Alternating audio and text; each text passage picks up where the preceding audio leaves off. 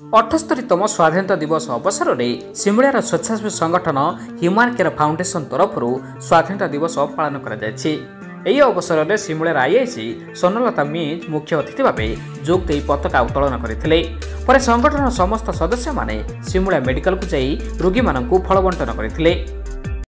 आम देशर 78तम स्वाधीनता दिवस अवसर में ओडिशावासी को ह्यूमान केयर फाउंडेशन तरफ हार्दिक अभिनंदन और शुभेच्छा जनाऊँ। आज ह्यूमान केयर फाउंडेशन तरफ स्टेशन बाजार रे पताका उत्तोलन कराले। मुख्य अतिथि भाव सिमुलिया थानार आईआईसी मैडम जोग देते।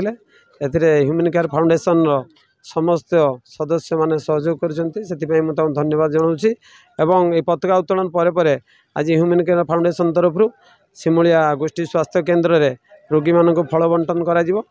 प्रति वर्ष पर यह वर्ष आमर यह सब जनहित कार्यक्रम जारी रही है। आगामी दिन ह्यूमान केयर फाउंडेशन तरफ यही जनसेवा जारी रही समस्त आम ह्यूमान केयर फाउंडेशन किपर आग जीव से सब सदस्य मान सहयोग कामना करुँ। ह्यूमान केयर फाउंडेशन कोषाध्यक्ष प्रत्येक वर्ष पर यह वर्ष आमर अगस्ट 15 स्टेशन बाजार निकट में अनुष्ठित होता। योगदान आईआईसी मैडम सिमुलिया थाना आईआईसी मैडम योगदान करते।